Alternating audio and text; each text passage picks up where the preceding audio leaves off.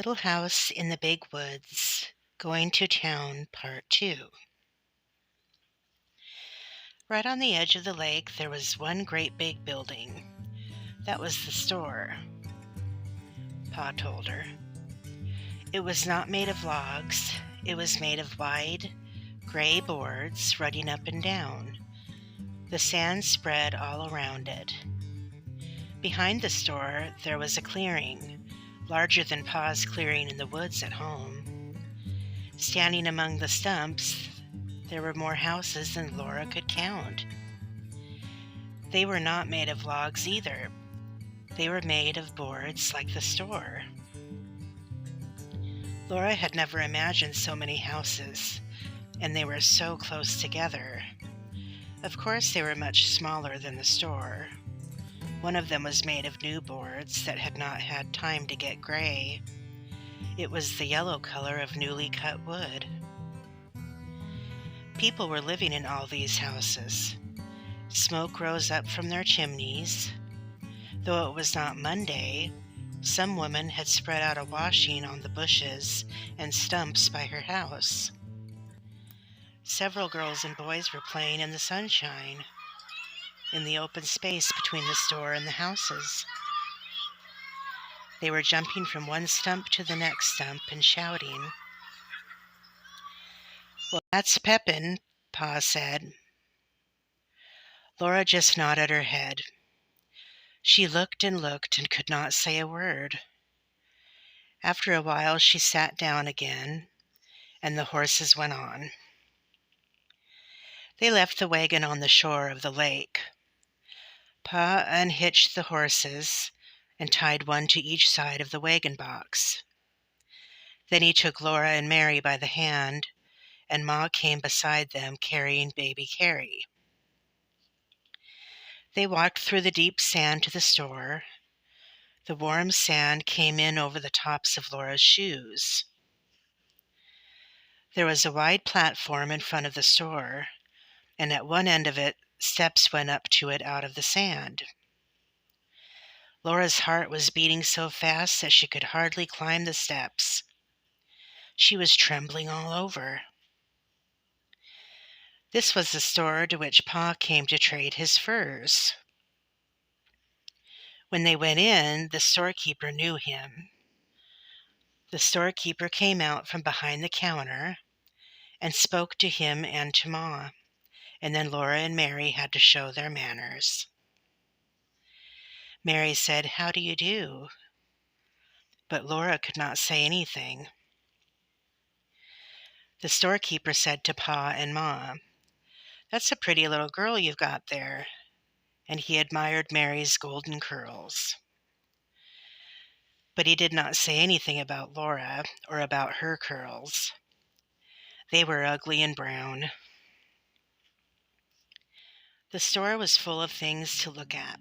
All along one side of it were shelves full of colored prints and calicos. There were beautiful pinks and blues, and reds and browns and purples. On the floor along the sides of the plank counters, there were kegs of nails and kegs of round gray shot, and there were big wooden pails full of candy. There were sacks of salt and sacks of store sugar. In the middle of the store was a plow made of shiny wood, with a glittering bright plowshare, and there were steel axe heads and hammerheads and saws, and all kinds of knives, hunting knives and skinning knives and butcher knives and jackknives. There were big boots and little boots, big shoes and little shoes. Laura could have looked for weeks and not have seen all the things that were in that store. She had not known there were so many things in the world. Pa and Ma traded for a long time. The storekeeper took down bolts and bolts of beautiful calicos and spread them out for Ma to finger and look at the price. Laura and Mary looked, but must not touch. Every new color and pattern was prettier than the last, and there were so many of them. Laura did not know how Ma could ever choose. Ma chose 2 patterns of calico to make shirts for Pa, and a piece of brown denim to make him a jumper. Then she got some white cloth to make sheets and underwear. Pa got enough calico to make Ma a new apron. Ma said, "Oh no, Charles, I really don't need it." But Pa laughed and said she must pick it out, or he would get her the turkey red piece with the big yellow pattern. Ma smiled and flushed pink, and she picked out a pattern of rosebuds and leaves on a soft fawn-colored ground. Then Pa got for himself a pair of galluses and some tobacco to smoke in his pipe. And Ma got a pound of tea and a little paper package of store sugar to have in the house when company came. It was a pale brown sugar, not dark brown like the maple sugar Ma used for every day. When all the trading was done, the storekeeper gave Mary and Laura each a piece of candy. They were so astonished and so pleased that they just stood looking at their candies. Then Mary remembered and said, "Thank you." Laura could not speak. Everybody was waiting, and she could not make a sound. Ma had to ask her, "What do you say, Laura?" Then Laura opened her mouth and gulped and whispered, "Thank you." After that, they went out of the store. Both pieces of candy were white and flat and thin and heart-shaped. There was printing on them in red letters. Ma read it for them. Mary said, "Roses are red, violets are blue. Sugar is sweet, and so are you." Laura said only, "Sweets to the sweet." The pieces of candy were exactly the same size. Laura's printing was larger than Mary's. They all went back through the sand to the wagon on the lake shore. Pa fed the horses on the bottom of the wagon box some oats he had brought for their dinner. Ma opened the picnic box. They all sat on the warm sand near the wagon and ate bread and butter and cheese, hard-boiled eggs, and cookies. The waves of Lake Pepin curled up on the shore at their feet and slid back with the smallest hissing sound. After dinner, Pa went back to the store to talk a while with other men. Ma sat holding Carrie quietly until she went to sleep. But Laura and Mary ran along the lake shore, picking up pretty pebbles that had been rolled back and forth by the waves until they were polished smooth. There were no pebbles like that in the big woods. When she found a pretty one, Laura put it in her pocket. And there were so many, each prettier than the last, that she filled her pocket full.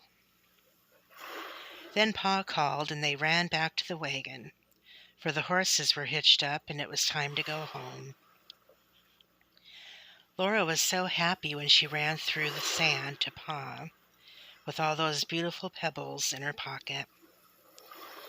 But when Pa picked her up and tossed her into the wagon, a dreadful thing happened.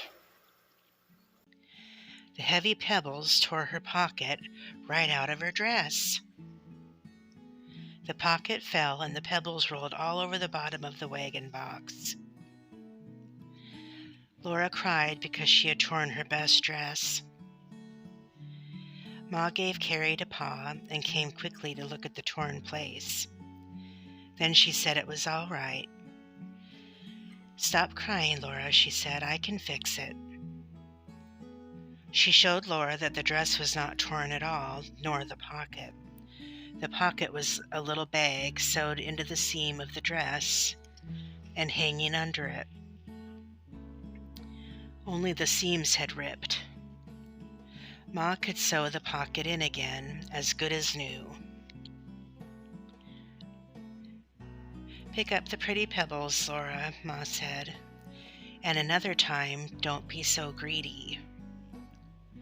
So Laura gathered up the pebbles, put them in the pocket, and carried the pocket in her lap. She did not mind very much when Pa laughed at her for being such a greedy little girl, that she took more than she could carry away. Nothing like that ever happened to Mary. Mary was a good little girl who always kept her dress clean and neat and minded her manners. Mary had lovely golden curls, and her candy heart had a poem on it. Mary looked very good and sweet, unrumpled and clean, sitting on the board beside Laura. Laura did not think it was fair, but it had been a wonderful day, the most wonderful day in her whole life. She thought about the beautiful lake,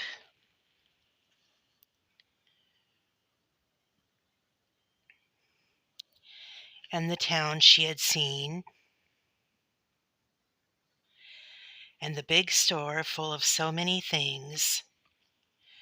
She held the pebbles carefully in her lap, and her candy heart wrapped carefully in her handkerchief until she got home and could put it away to keep always. It was too pretty to eat.